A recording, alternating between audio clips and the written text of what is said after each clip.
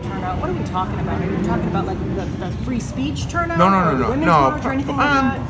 I think you're going to get 20,000 people potentially, which is a good size march.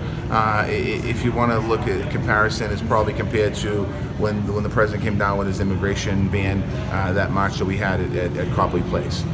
The women's march obviously is 170,000 plus, so I don't think we'll get that tomorrow. But it's going to be a good crowd. I mean, and I think kids are going to meet. People are going to meet. There's going to be buses of people who've been brought in from around the state, into Boston, into by the Reggie Lewis Track Center. So we're going to make sure everyone has good access to the Common and make sure everyone is protected. And you believe in their cause? Oh, absolutely. I mean, I think that, when I talked to the young people from Parkland the other day, I thanked them that, the fact that they stood up the way they did, and they got some reform and legislation through Florida was a big deal. I mean, so I commend them for that. Will you participate?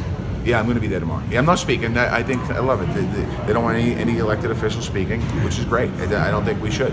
This is not about us. This is about the kids. This is about young people in America making a movement towards getting guns off the streets of America. About making sure that mass shootings and violence every day that occurs on our streets, that they reduce that. And I commend them for that. To what degree do you think they can really change the debate now that it's students that are saying this as opposed to the traditional groups? I think they've already changed the debate. I think the fact that Florida acted the way they did, I think they already changed the debate. Now I don't know if we're going to get widespread change in Congress today, but I'll tell you, this is not going away. This is becoming a movement, and what'll happen is, unfortunately, there'll be another incident, and when there is, these kids will continue to be pushing forward. And I just think it's very, I think that people need to pay attention to them. Well, when I met with them the other day, they're very thoughtful. They understand the issue. They know what they're talking about, and they weren't asking me for anything. They were just talking to me about politics and about the process, and they had thoughtful questions. They knew what they were doing. So I think that if you're in Congress or as the United States Senator and you underestimate these kids, watch out.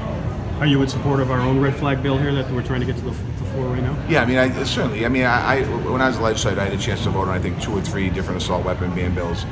So I know that Massachusetts were ahead of the curve. I think there's a couple other things that we could be able to do. I think there's a couple things in Boston that we could do that we're going to look at and see how we can make the streets safer.